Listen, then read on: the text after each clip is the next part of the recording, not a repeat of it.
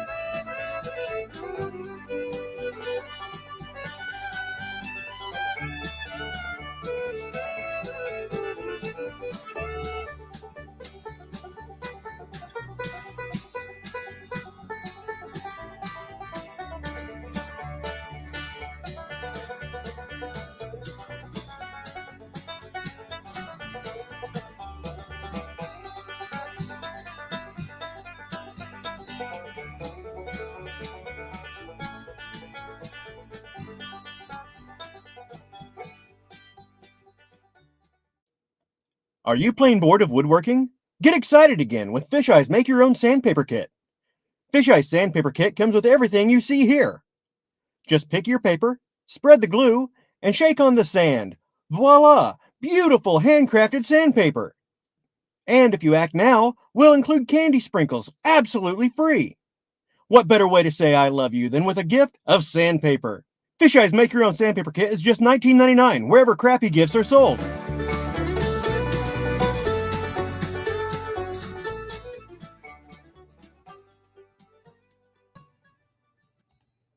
Hi there. Thanks everybody for coming.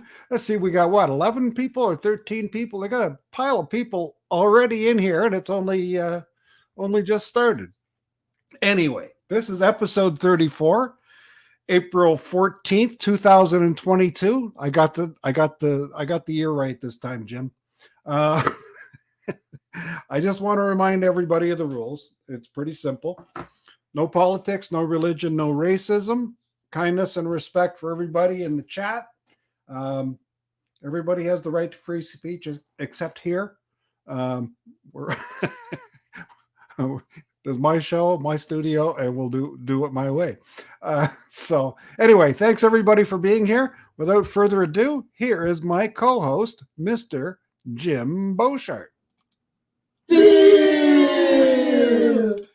Well, it was short and sweet this time anyway. Well, that's how they show their love, Jim. You know, well, you do say respect. I don't know where you get these guys from. What, the Yellow Pages? I'm telling you, no respect. We do our recruiting in prison. Yeah. Almost been there, done that. Almost been there, done that. We have a guest especial. I didn't think we'd ever be able to get somebody from California because it's so early in the day there. That's right. But ladies and gentlemen, or actually gentlemen, there. Not yet. Check. Not yet. Okay. Oh, Gentlemen, Don's driving, so he's not really here. So you never know. okay. Let me introduce for you Mr. Draymond Crawford.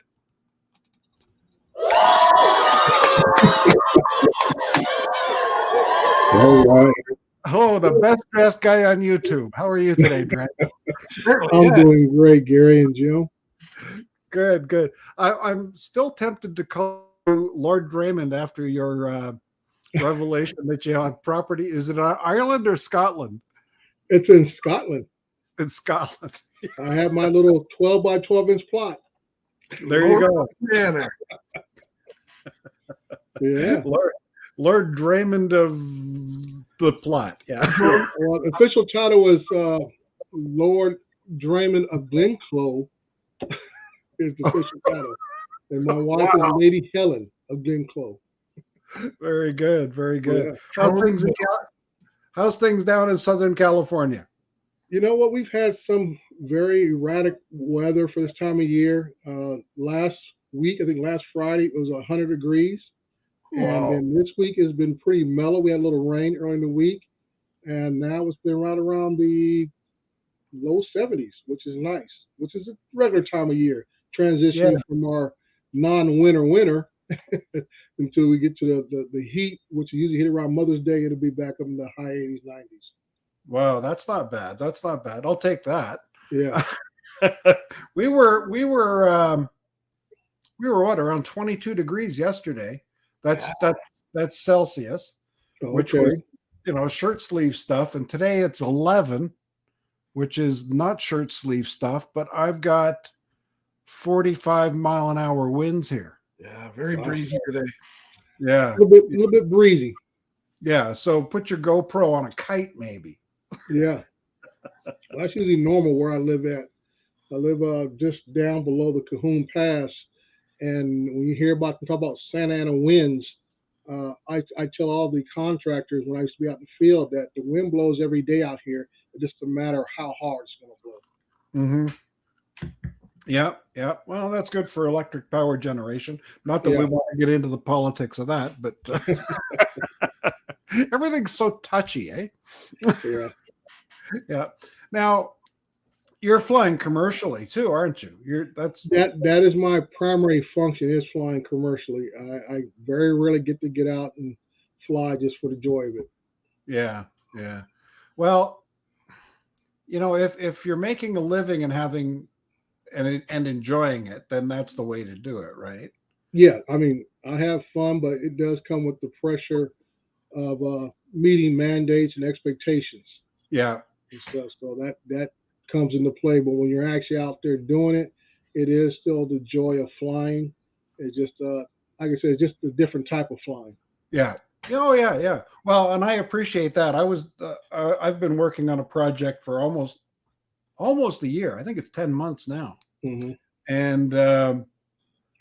And yeah, there's that aspect of getting all the shots that you need, but I'm not under the pressure of I have to have it done today, right? Mm-hmm. My client is expecting sort of some cinematic masterpiece on my timetable. So that works out for me. That's the way I like to work. I gave up on the real estate stuff. It was, you got to have it now. You got to deliver the goods. You got to, everything has to be on their schedule. And then, they're giving me direction on the shots they want. And I don't know.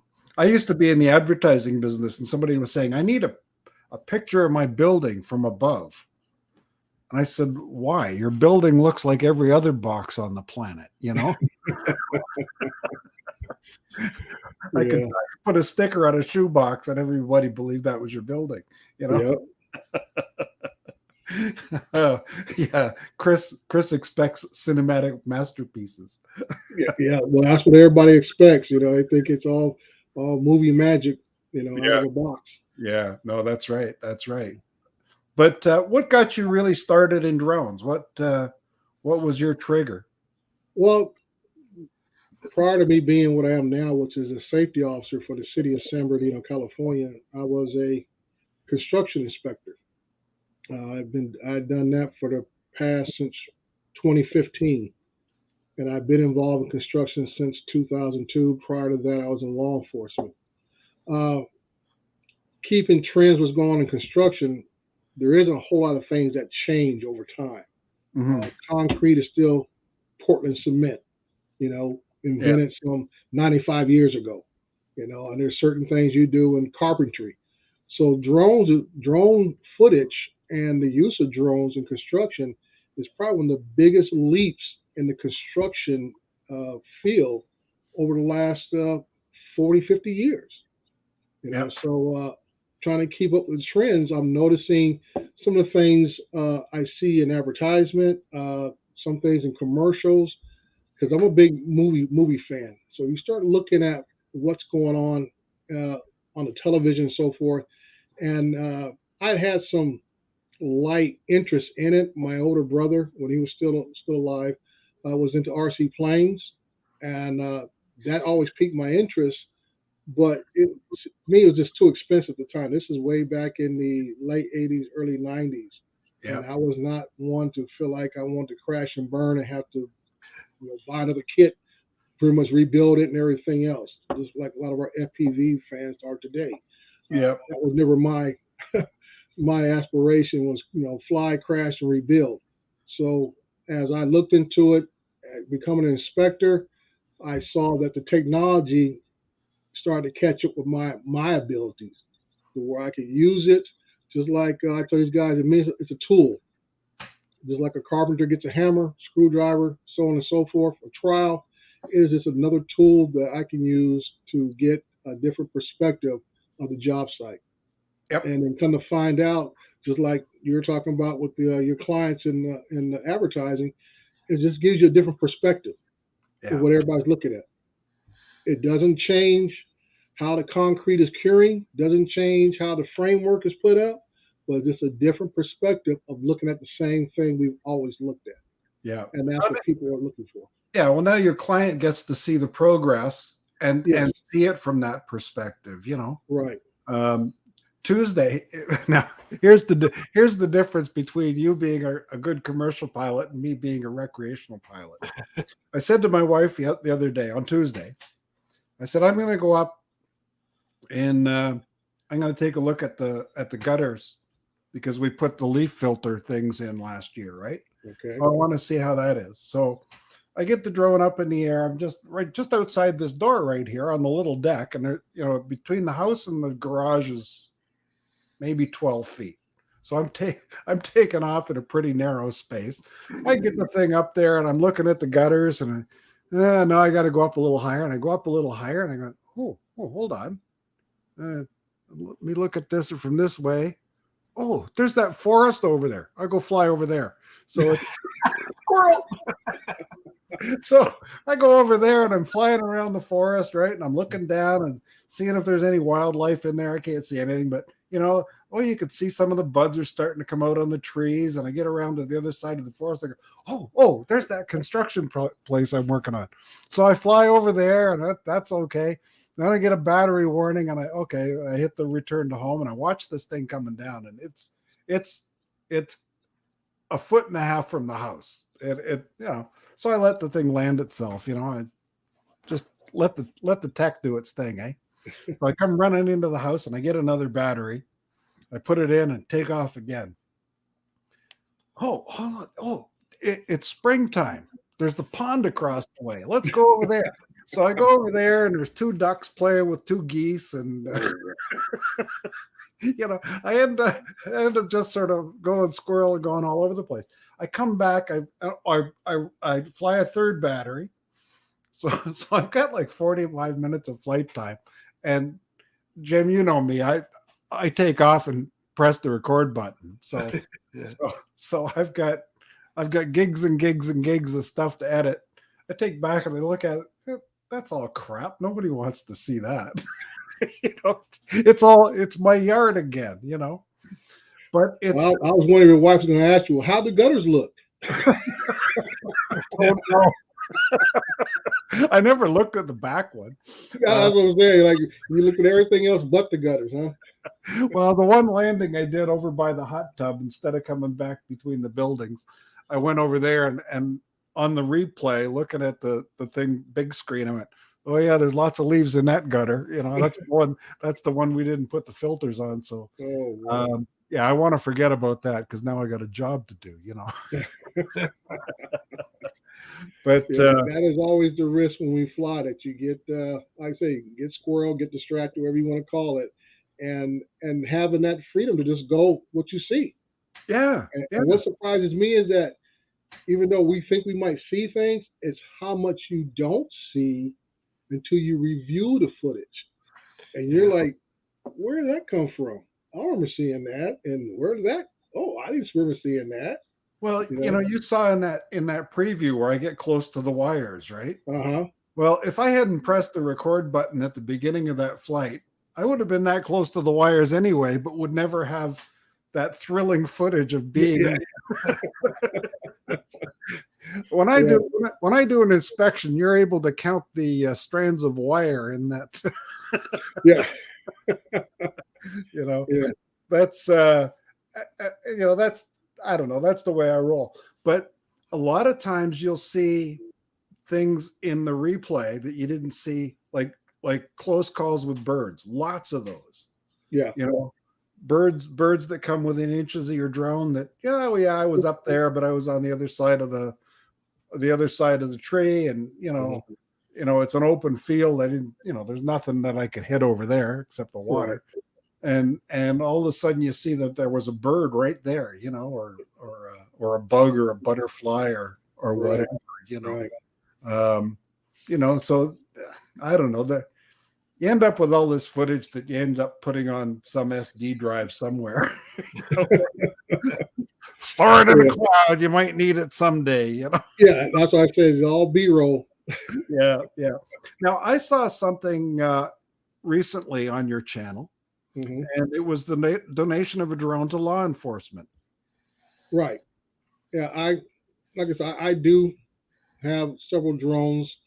I start off like most of us with a small, cheap drone that I practice in the backyard. Did the old box formation, did the little pattern around the backyard to learn the controls. That lasted all about a month. And I said, okay, I need something a little more sophisticated, better quality picture, a little better stabilization. At the time, the Spark was the big rave. It was the latest thing coming out. I didn't even know much about a Phantom. Heard anything about it, so I went out and bought this Spark. Spark worked great. Fell in love with it, and I still have it to this day.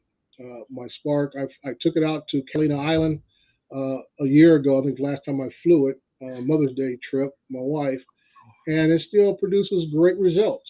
And it's just a matter of knowing how to fly it. It's only 24 frames per second, so you got to fly it very slowly to get some really quality footage out of it. Yeah, I still stand by it to this day as being a good beginner drone for people that can give you nice quality footage out of it, and go from there. I mean, the minis are great.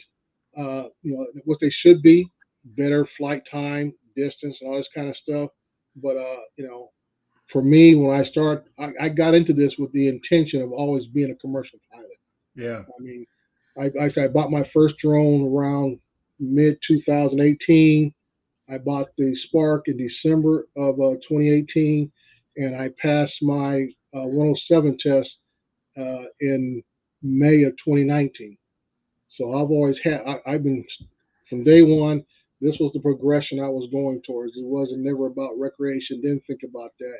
This is where I figured I had to go out and fly almost as much as I could originally I felt good enough to do inspections. Yeah. And that's what I tell people. I mean, it's not a lot when you're doing inspections as far as getting what we call cinematic footage, but you gotta be able to have full control of that drone at all times. Yeah. Because you are getting down close to equipment, wires, buildings, and in tight locations. And just in case you get a gust of wind or something else may happen, or you get a disconnect for a couple of seconds. That is always the original panic mode. And you know you're in tight spaces, and you get that drone is disconnected warning, and you got to know, what do I do? What is my process to gain connection and so forth. So, well, I think the key is in all of those situations, you have to not prepare, but you just have to train yourself not to panic at the unexpected. You know, right. I was doing a flight over the Grand River, which is the river that runs through the city here. And I thought, oh yeah, there's this beautiful bridge, and I'll go under it, right? And it's a 4-lane bridge, concrete and rebar and all the other stuff. And I'm going underneath it, and all of a sudden I get the drone is now in ADI mode. Ooh. Right? Well, okay. That means it doesn't have GPS. It's still flying. It's still responding to my commands. Let's just push forward and get out from under the bridge.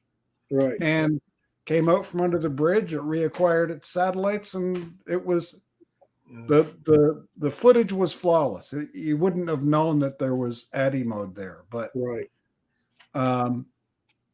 you know, you have to be able to know what ADI mode is. It's, you know, it's attitude mode, and it's just flying like the old days. Yeah, and that's what I learned when I had the Phantom 3 Pros, is learning to fly in ADI mode, because that was a common thing. Matter of fact, you can have a setting on the older Maverick 2s, 1s, 2s, and 3s. His ADI mode was a setting you can put it in to fly in. So that was my training drone. And getting back to your regular question about that donation to the PD, was the Phantom 3 Pro. I have a couple of them. That one I said I fly the least. I said, let me put it to where it can be used at, because I ran into officers at different places where they're training. And it's hard to train officers or anybody else, per se, I mean, on your best gear.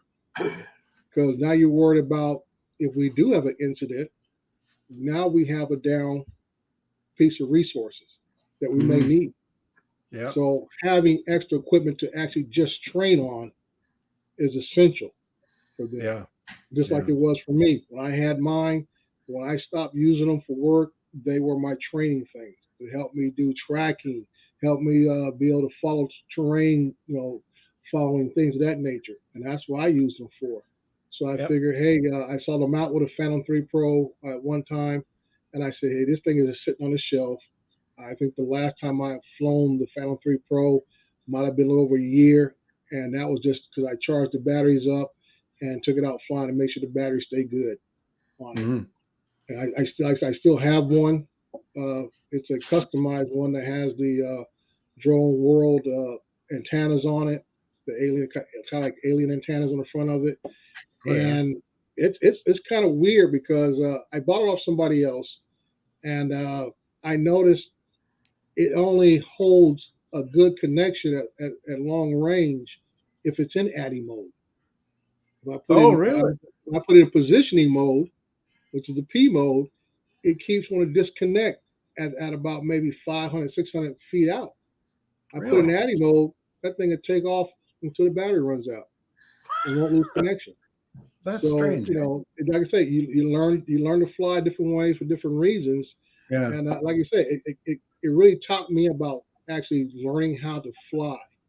Yeah. And so forth. I mean, a lot of, especially the newer ones, I would say the Mavic line is taught about precision. I mean, the Mavic line is almost like going from driving a Cadillac to driving a Ferrari. Not just the speed, but the feel you get, the response. Yeah. You know, when you fly a Phantom, it has a nice little wave to it when you fly it. You know, the little like floaty, drips, that floating. There you go. Float, a little bit of floatiness to it. The Mavic line is like boom, boom, boom, boom. That's it. That's what it's going to do.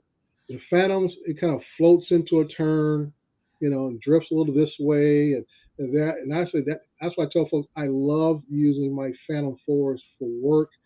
No matter what it is I'm doing, if I'm doing mapping, stockpile reports, or even just flying around for orbits it's just the way that thing flies is totally different. Now, if I'm actually doing inspecting work, I like using my originally my Mavic Pro that I had, and now the Mavic 2s that I have. I like using those for inspection because they're not moving. They're so steady as a rock, and they're going to move over. If I barely touch a stick, they'll move over 3-4 inches. Boom, stop. They're not drifting around. They're right on the spot. Yeah. So it's a difference in how each type works. Yeah, it's interesting. We talk about ADDI mode, and when I took my my flight review in Canada, we have to do a flight test for our advanced license, right? And the guy said to me, like I was doing it with Paul Hodges from Phantom Hodges Drone. He came here, and we got like a 2-for-1 on this flight review. Well, it wasn't really 2-for-1. The guy charged us a little less than the double price, but anyway. He says, put your drone in ADDI mode. And I said, I've got it was a Mavic Air, the original Mavic Air. And I said, it doesn't have ADDI mode. No. And he goes, well, I got to know that you know how to fly this. He said, put it in sport mode. He says, go over there past that barn, right? He said, pin it and go underneath those wires that are going down the street. He said, well, okay. You know, and I did, and the thing was doing 75 kilometers an hour. What? That's what? 40. I had a Mavic Air at one time. Loved it, but it's a screamer. It is a screamer. Well, and it makes noise. I flew over this guy and went underneath the wires, and then took it up in the air, and he went, "Holy cow, does that thing go?" Yeah. And he says, and you know how to fly it. I said, yep. And he said, okay, you're a pass. I kind of like that concept of having to do an actual practical flight for your certification. Here in the States, we only got to do is take the test. And I equate it to just like our driving schools nowadays. Some states, I think, still have the student driving in high school. I grew up, had to take, I think all three of us are about the same age group. I remember it almost took you a full year just to get your permit. You would spend almost 6 months in the classroom learning the rules of the road, watching all the film strips and all that kind of stuff. The second half of the semester, you got to get in the trailer, the simulation, stuff like that. And then you spent the last 4 or 5 weeks in a car that had a double set of pedals and everything else with an instructor. That was my driver's ed. Nowadays, kids go there and they learn to pass the test. And they get about 8 hours of street time, and that's it. But they have to still drive with an instructor in the car, right? That a little bit of time. But I say when we had to do it, you had to have 40 hours. 40 hours with an instructor. And for me, it took me a longer time because I played sports. So I played football in the fall, so I couldn't do the driving until Christmas break, and I get a couple of shots from that time. And then I'm playing baseball, running track, so I had to wait for Easter break to get a couple more hours in to get some more driving time in. So it took me almost from one semester to the second semester to get all my driving hours in so I can get my permit. And believe me, the day I turned 16, I'm in the line at the DMV. Next. I couldn't wait. I remember on my 16th birthday, my dad took me out of school, put me in his brand new car on the highway. He drove out to the highway, got on, pulled off on the shoulder, and he says, "Okay, now you drive." I said, "Okay, away we go." And I was going to say that you can study and pass a test and take enough practice tests that you come familiar with all the questions and answers and so forth. But when you have to actually do a practical application of that knowledge, that's where, I say that's when the rubber meets the road. Yeah, and that's right. If it was something that was being advocated here in the United States, I would be a big proponent of it. That hey, you got to go out there and show that you actually know how to handle this stuff and know the rules while you're flying. It's like your old driving test. You had to be able to come to a stop, know the difference between the limit line and everything else, and staying in your lane and all that kind of good stuff. You had to prove it to the instructor before they would sign off on your permit. Yeah, absolutely. So, like Absolutely. I said, I mean, I appreciate all those who are getting their 107s here in the United States. I think regardless if you remain recreational or if you want to go out and try to, like me, it's a side gig for me. I'm a safety officer for a city. It's just something I use when I work for the city and it turned into side work because I'm working with all these contractors and developers and they're asking me, hey, where else can you do this? I said, I can't do it within my own city, conflict of interest. So these guys got development jobs all around this area and stuff. So they're looking at me, and I contact them. They contact me, and that's how I've gotten some of the work that I have. Now, what's your primary drone now for work? The Phantom 4 Pro is my primary drone, and I Okay. back that up with my Mavic 2 Pro. I always take 2 drones out when I go, and both drones are capable of completing the job. So if something happens to the Phantom 4 Pro, I can put the Mavic 2 Pro up and finish the job. So Yeah. that means I have enough batteries to go around. My Phantom 4 Pros, I have 2 of the Obsidian ones, and between both of them, I have about 15 batteries. And then my two of my Mavic 2 Pros, between them, I have about 12 batteries. And then I have the Mavic Enterprise Advance. I have 4 batteries for that, but I can also use the batteries from the Mavic 2 Pros with that drone also. Yeah. And that's kind of why I stayed with that platform, because I have the existing batteries already. I had to go out and buy a whole fleet of batteries. Yeah. No, that makes sense. That makes good sense. That's kind of the mindset. Like anybody's in business, you try to stay within what you already have, if possible, so you're not incurring too much additional expense.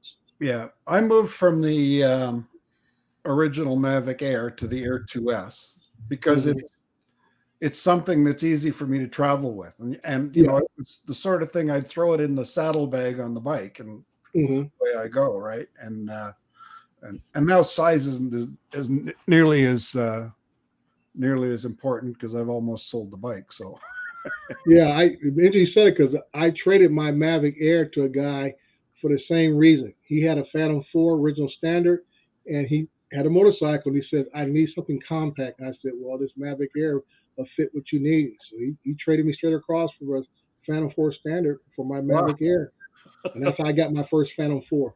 I traded my Mavic Air for it. Yeah. And that original Mavic Air was and still is it's a pretty nice drone. My thing is, I was always impressed with the camera on it. It's like every time it goes up, everything was always razor sharp. Yep. Never had an issue with the camera settings at all. No. Even when I got some ND filters for it, it just made everything pop. Yeah. Everything popped off the screen with that original Mavic Air. Yeah. And I love the battery was the only thing that I had a little grumble about it. It doesn't have much more battery than the Spark. No, that's right. 3 minutes more. That's about it. And range. Yeah. Range. I mean, well, like I say, me construction, I'm not getting that far out and stuff. No. So that was not a problem. It was just the length of the battery, because some projects, like I said, that's why I have the many batteries I have for the Phantom, because flying over commercial buildings, like, everybody's got these tilt up Amazons around their neighborhood. If you imagine flying over the roof of those things can eat up at least 4 to 5 batteries just checking a roof. Oh yeah. Taking individual pictures. So batteries are something that I always tell people, when you look at trying to buy a drone for commercial use, it's not just the drone you need to look at as a price factor. You always got to look at how much of additional batteries that you're going to need to do work with. Yeah. Now, when you're doing inspection, it's mostly still photography, or is it? Well, mapping is it's a collection of data. You do the mapping, collecting, because I say the job I do for Amazon out in Beaumont, California, to take the total site, it's about 158 acres, 739 shots. Wow. For that one. I have another development over in Fontana, California. That one takes around 900 something shots. You do that one session, Dre, or is that? That's one mapping grid. How long is that? That one's kind of, because I said they wanted it at 400 feet, and they wanted it at about I think I fly at about, I think that one 12 miles per hour. I can do that with about 3 batteries. So I'm good with it, because like I said, people realize when you're mapping, the closer to the ground you map at, the more photographs you have to take. Yep. Like I said, the reason why I'm taking 900 shots because these areas are huge. Yeah. That's why I say 700 shots here, 900 shots there, and that's just the mapping portion. The Amazon facility, I do the mapping, I do a orbit each time I go out, and I do 18 to 20 still shots. And so I spend about at least I try to cut it down to about 2 hours flat. Yeah. If I had no winds, that's the biggest thing. Out in Beaumont, California, the winds kick up, so I try to get there just after daybreak, and the winds will kick up right around 9 a.m. So I'm trying to get everything in before the wind kicks up, because I think I went out there one weekend, and the winds were kicking up pretty bad. It took me 4 batteries just to do the mapping alone. Yeah. Because the wind was fighting so much. Yeah. No, that's crazy. Yeah. The wind fighting so much. So just do the mapping. So yeah. something without wind, it does it with about 2 batteries. With the wind fighting it, 4 batteries. And I usually take 6 batteries out, with me, both drones, and I'm starting to sweat. I'm like, oh man, I'm getting low on batteries. What am I going to? That's why I take both drones out. Yeah. 2 drones, 6 batteries each. I should be able to get this done. Yeah. Oh, that's great. That's good. Yeah. My commercial work, basically my original Mavic Air paid for my Mavic Air 2. Mm-hmm. And the Mavic Air 2 has to pay for the next drone, which I'll probably get in about 12 years the way this is going. Yeah, and that's what I'm hoping with these Phantoms. I bought about a little over, I guess it's been 2 years now, I bought the Phantoms, and they got to pay for that Mavic Enterprise Advance. Yeah. I'm hoping it's going to pay for itself by the end of the year, because the summer's coming up. There's going to be some solar inspections like it was last year, and I'm hoping I can use this thermal camera to make some extra money. Yeah. Oh, yeah. Yeah, the thermal camera will be attractive to your customers. That's for sure. The funny thing is, Gary, I just did my taxes, right? And my wife was up there almost in tears. And then the lady factored in the price of that Mavic Enterprise Advance, and at the cost of that thing, put a big old smile on my wife's face. And then I looked at her and said, well, there's another one out there I can buy for next year's taxes to knock our taxes down. They cost about $13,000. That's good. That's good. So I was like, I may have a plan to buy a Maverick 30T by the end of the year. This is how things go. It's for tax purposes. Yeah. Or that Matrice M30 or whatever it is. Yeah, that Matrice 30T. Yeah. I said, that's the only way. I said, if I can keep losing money in my business, I think we can survive the taxes. I didn't lose enough this year. Yeah. I haven't put my taxes in because I owe them so much. Yeah, that's what I'm saying. Like anything to knock them down. Yeah, that's for sure. Yeah, that's for sure. We got quite a crowd in here. I see Copper State Aerial and Scott from Jackrabbit is here, and Jim from Jim's Droning, and Jason. Little Short Beauchart's here. Play it safe, yeah. Yeah. Matt's Drone World. Michael Blade. I see Michael Blade, and I think I got to change my name to Gary Propeller. I don't know. Don from Mudball Creative is here. Stephen Drones is here. Susan Lee, our token lady in the crowd, and Tammy Jean's too. Who? Tammy Jean. Tammy Jean's here. Yeah. Okay. I don't know her earlier.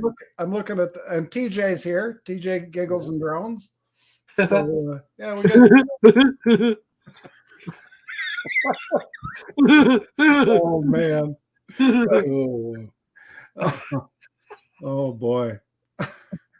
Yeah. Oh, and Jody from Drone Shots. I just saw him pop in, and yeah.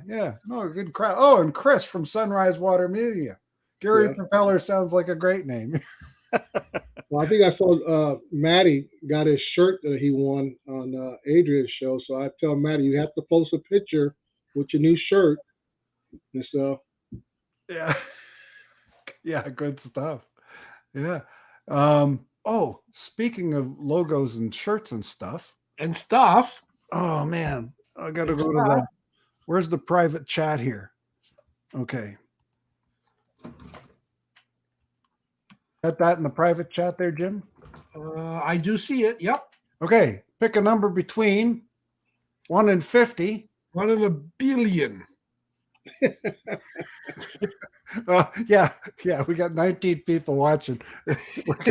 Got a billion Give getting on. everybody a couple of chances to get. Let's just keep it. Let's just keep it. Oh, geez. No, he didn't get it right away. Yeah. Well, what was the number again? Okay. Yeah. I'm not going to say it. You're not getting me to fall for that one again. Oh man. You guys look. I guess I'll say my Canadian story. Yeah, tell us your Canadian story, and Jim's going to watch. I was a resident of the country of Canada during the late '60s, thanks to my father and his military service. We were stationed at Goose Air Force Base between '67 and '69. Goose Bay? Yes. In Newfoundland. In Newfoundland. So Gary and I are Canadian brothers, and Mr. Beauchart, and also Gary and I are big Formula One fans. Oh yeah, there you go. Yep. That's our Canadian connection. You know, like I tell people twice that the last memories I had of being in Canada was watching the moonwalk in 1969 with my dad on a black and white TV. Yeah. Before we moved to California. Yeah. Remember the TV used to be kind of round on the sides too, eh? Yeah.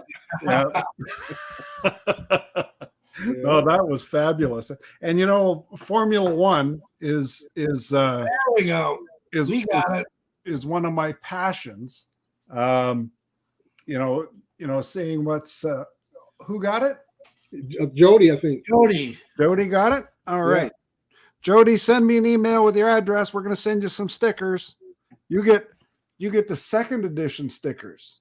Ooh. That means they're improved. Yes. The second edition sticker, let me find it. The second edition sticker is the one with the little YouTube logo here in the bottom. Okay. Right? YouTube. The first edition had no logo. Have I got one left? No, I don't. I thought I had. Oh yeah, there's the first. There's the first edition. No logo. I have 3 of those left. So didn't take me long to go through that first bunch. But yes, Formula One. Boy, what a start to the season, eh? Look at that. All of our viewers left. Oh, Captain Ray came in. Oh, Captain Ray. Yeah. The International Drone Ambassador. Captain Ray. And I'm number 13 on the list for next year's well, that's a nice number. Next year's meetup. I told him the first day I wanted to be number 11. Making plans as we speak. I'm trying to find me a resort area down there, close to where it's at, so I can make a trip. I think all of Florida is a resort, isn't it? Well, my family has was it Worldmark timeshare thing. Oh, okay. And, so I'm trying to find a location close by. You know, fly from California is going to be enough out of my pocket, let alone try to stay at a hotel and stuff. And my wife is not going to let me go to Florida alone. So, so I got a plan for 2, if not more. I got some bad mojo in Florida, and I'll tell you about it quickly, and it's not political at all. My dad and his sister owned a home in Lakeland, Florida. And when my dad fell sick and she couldn't travel down there by herself, my cousin and I put it up for sale. So it gets listed down there, and you know, I'm in constant touch with the real estate broker down there, and I get an offer. So I called my cousin who lives on the other side of the country in Vancouver, and I said, "We've got an offer on the place. You know, do we accept it?" And he said, "Well, let me think about it." So okay, I called down to the real estate agent the next day, and I said, "Yeah, I'd like to I'd like to have a week to mull this over with the other party. Mhm. And she says, I can't discuss it with you.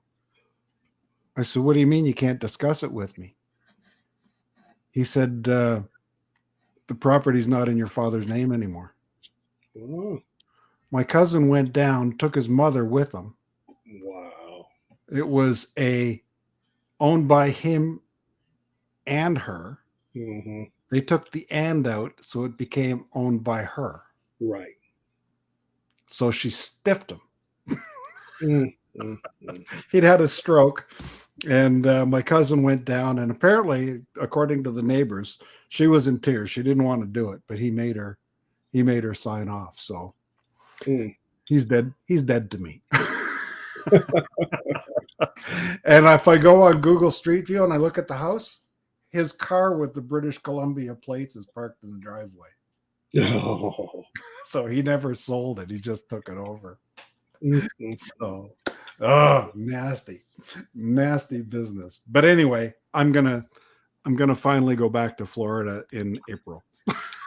Yeah, Gary, well, I planted the seed with Sylvia about possibly the four of us doing the road trip. Okay, cool. You never know. Yeah. Oh, we'll have a good time. And right. You and I will. yeah. Ron Lockwood has joined us. RL Photography is in the chat there now, and Akira, I can never say it right. Is Warren. it Akirasho or Akirasho? It's Warren. It's Warren. No, it's Larry. Warren. Okay, I wrote that down. Hi, Warren. Yeah. Do you remember a character on the radio here? Yeah, I do. Remember Warren Down? Yeah. Yeah, Warren Down and McTavish McRomo back in the day. Well, I mean, everybody's got, like, Kelly Green. Obviously, isn't Kelly Green. Who? That's not his real name, and Ken Herron isn't really. I mean, his mother is a Sabakul, so everybody has these. Hollywood names. Yeah, they're not screen names because they're not on screen. Yeah. Babies. But I thought Warren Down was a great name. Warren. And we used to have a DJ out west called Dusty Rhodes. Yeah. Wow, a wrestler too. Yeah, I was saying. Yeah, this guy rings a bell. The American Dream. The American Dream. Oh man. Yeah. What else did I have down here? Now you worked law enforcement before you were in building inspection? Yeah. I'll give my life history. I left college to join the Marine Corps back in 1984, and I spent approximately almost 10 years in the Marine Corps. Came out. I was supposed to go to Somalia in 92, and Long Beach PD called because I've been processing with a few departments and said, can you be here in January? And this was on my birthday in December of 1992. And I told my first sergeant, said, yeah, you can stay back, Sergeant Crawford. And basically, when I got out of the Marine Corps on a Friday, I reported to Long Beach PD Academy that next Monday morning. And stuff. So I left 29 Palms military base, showed up at Long Beach Police Academy Monday morning, and I stayed in law enforcement for 10 years after that. Worked for Long Beach PD for several years. Then went to my hometown of Fontana PD, and I ended up working for a casino as a sergeant, local tribe here near San Bernardino for a couple of years before I got in construction. Good stuff. Holy cow. Yeah. So I tell people I have had the unique opportunity to do everything I played as a little kid I've done as an adult. But you didn't. I remember as a little kid, my mom used to buy me little green army men, and I played for hours. I was in the military, and I always got Tonka trucks for Christmas. So I'm in construction, and we always play cops and robbers. So I'm just repeating my childhood. Never got to be a fireman though, did you? You know what? I applied. And when they told me in the interview, and when they heard my education, because all my college education was in law enforcement and stuff, they said, won't you go on and become a cop? Very good. Very good. I think military service is good for anybody. I never did it. My son is currently in the military, and he got back in August, eh? Was it August he got back, Jim? I think. I believe it was, yeah. Yeah, he was in Iraq for too long, and he got back here, and I think he just got back from a vacation. He went on vacation to Spain, came back, and they said, make sure your stuff is packed because I think we're sending you to Poland. So he's getting ready for another deployment. So, it's a tough life being in the military. You never know where in the world you're going to be, There you go. Yeah. It's unpredictable at times. Yeah. He's in a trade, though, where he's not in a lot of danger. I saw pictures of him in Iraq sitting at a boardroom table with flowers in front of him and his computer, talking to a bunch of generals about training and communications and networking. Oh wow! He's a military geek, so he's probably going to watch this and take. Well, that's funny you say that because I remember, I think it was around 1986 or 87 when the Marine Corps was actively recruiting those who had some experience with RC planes. And you look at where they're at today. Yeah. And I remember them recruiting, asking people, those who have experience with RC planes, contact Captain so-and-so. And that was the initiation of drone pilots in the Marine Corps, at least, to where they are today. Yeah. Well, here's something that I do is I play a game online at night called GeoGuessr, where you have to, they drop you somewhere in the world, they show you a picture, and you got to identify where that is. Oh, right. Okay. I remember a game called Carmen Sandiego. Yeah.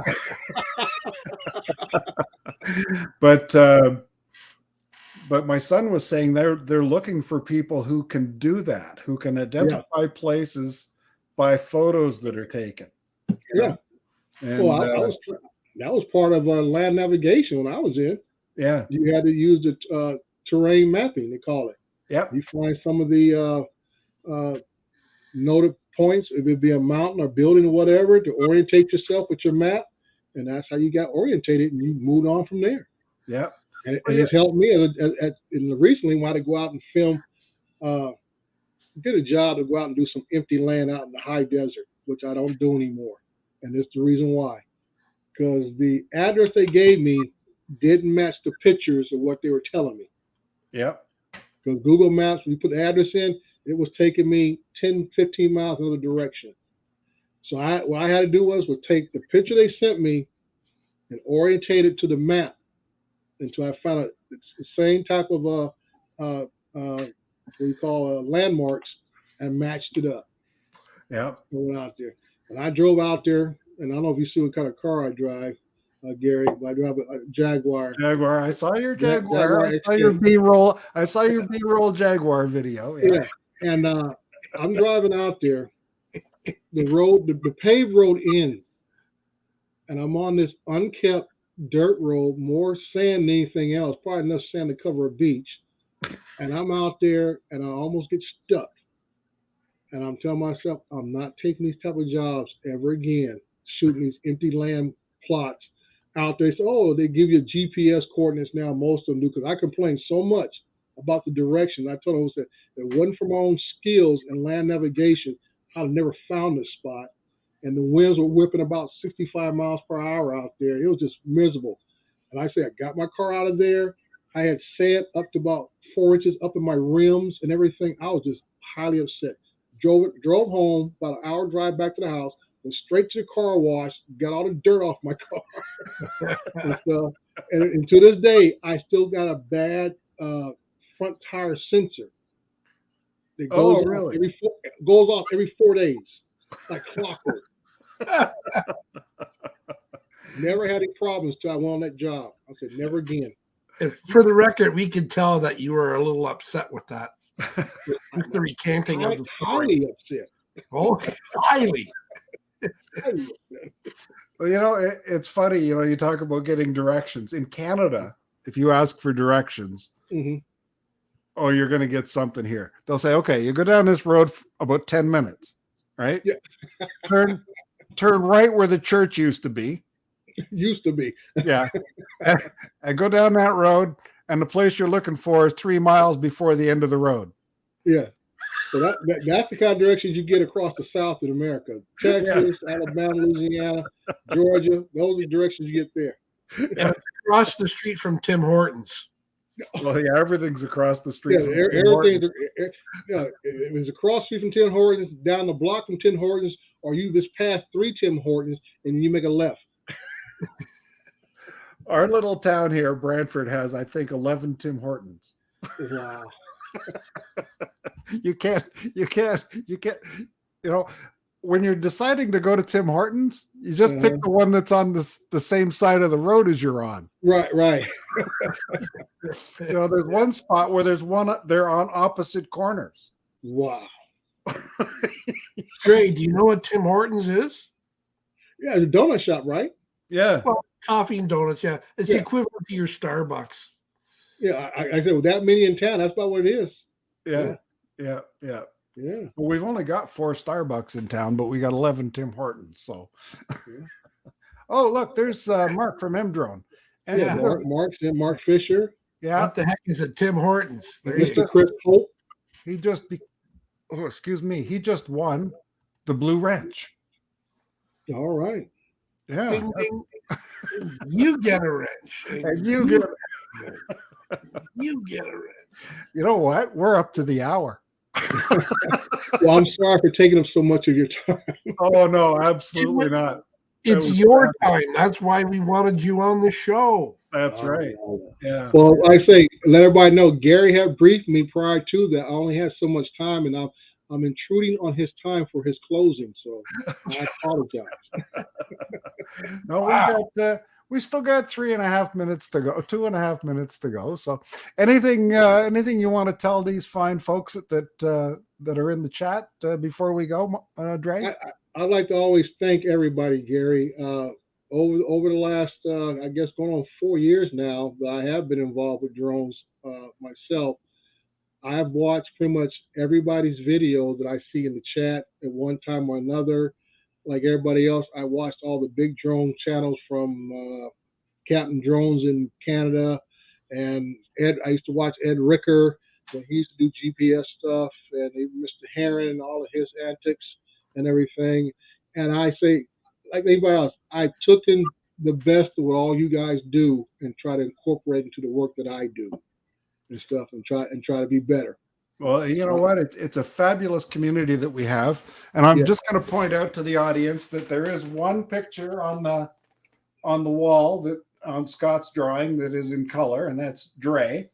And before we end the show, I'm going to take Dre's picture off of there and put it up here on the wall of fame with all the other guests. I'm going to stick you right there for now. I'll stick it down better later. So there you go. You got your own special spot on the wall of fame. Thank you, sir. I appreciate it.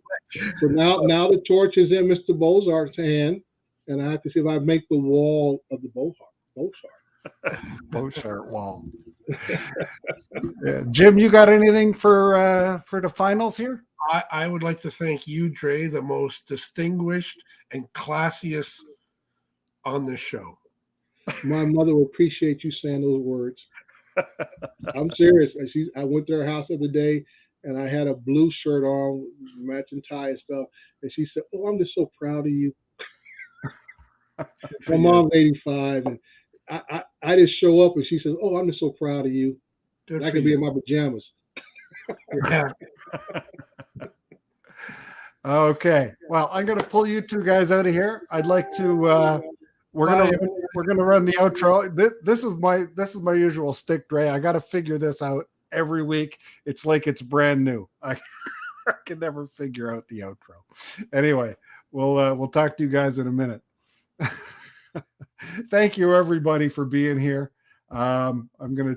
Here we go again. This is the same nonsense. This never works right.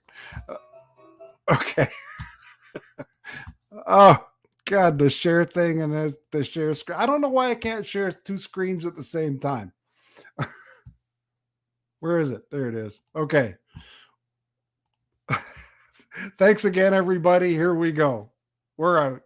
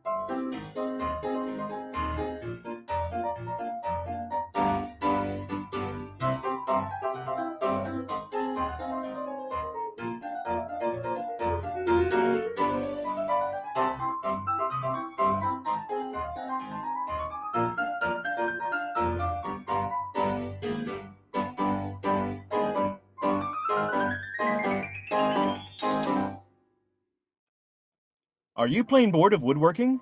Get excited again with Fisheye's Make Your Own Sandpaper Kit. Fisheye's Sandpaper Kit comes with everything you see here. Just pick your paper, spread the glue, and shake on the sand. Voila! Beautiful handcrafted sandpaper. And if you act now, we'll include candy sprinkles absolutely free. What better way to say I love you than with a gift of sandpaper? Fisheye's Make Your Own Sandpaper Kit is just $19.99 wherever crappy gifts are sold. Well, a special thanks to everybody that stuck around to the end of the show of the hour before TNL, all 2,417 of you.